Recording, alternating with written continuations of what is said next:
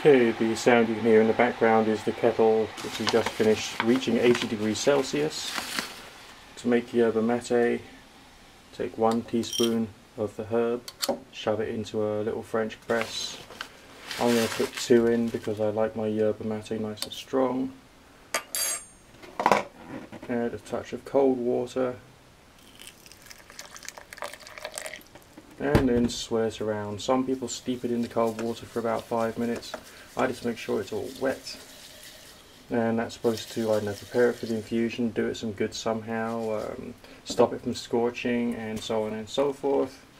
Then you add your hot water. I mean, it really is totally simple.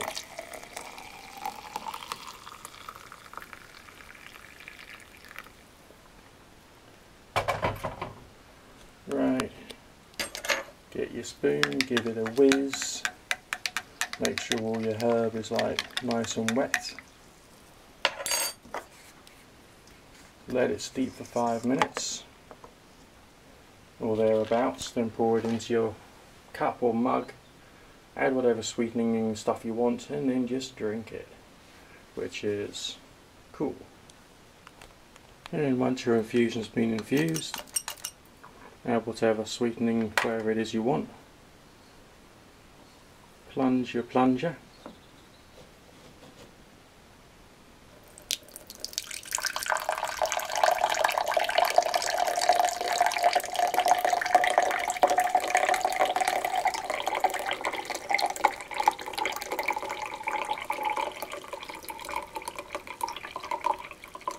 Now I understand you can use your mate for a second infusion, but the properties will of course be diminished somewhat. You could always use another thing like the AeroPress, which is a coffee maker which is made from plastic, but it is BPA free. But then these days, because of the scares and concerns about BPAs and other things which could cause health problems, the vast majority of plastic food items you buy these days anyway are BPA free, including your water jug, and so on and so forth, so you probably don't have to worry about that side of things. Anyway, drink's made up. I prefer to use the little French press because the filter is coarse enough to let some of the fines through, but not so fine it's going to get clogged up and so on and so forth. If I was to use my tea basket, that's incredibly fine. The yerba mate's fines, the Palvero as it's called, would clog up the holes and make it very difficult to clean out and prepare for something else like my black and green and white and yellow tea, right? So that's why I use that. I do at times use, see if I can get them out of my cupboard while still keeping my camera pointing to the subject at hand. These things, which are tea bags, which you can fill with whatever it is you want, and you can add your green tea to that as well.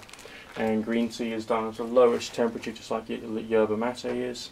Mate tastes good between 70 and 80 degrees, roughly according to my tastes. But if you want to go above that, it could damage some of the properties. And because it's done at a lowish temperature, I can shove it straight into this glass and it doesn't make the glass explode or anything nasty like that. So that's basically how I do it. When I'm doing the cleanup, because the yerba mate has, it's got so much in the way of fines, I actually use a tea strainer as part of the cleanup process. And I turn on the tap, put the tea strainer into the jet of the tap, and take out the filter and put the filter into the tap's jet, so all the gunk from which has got stuck onto the filter ends up going into this. And I then rinse out my little French press cafetiere and then pour all of its gubbins, all of its contents into the sieve, okay, into the tea strainer, which means it's less likely that any of the green stuff is going to stain my sink, because I can then take everything that's in the tea strainer and shove that straight into the composter. Okay, so that makes cleanup better, and so on and so forth.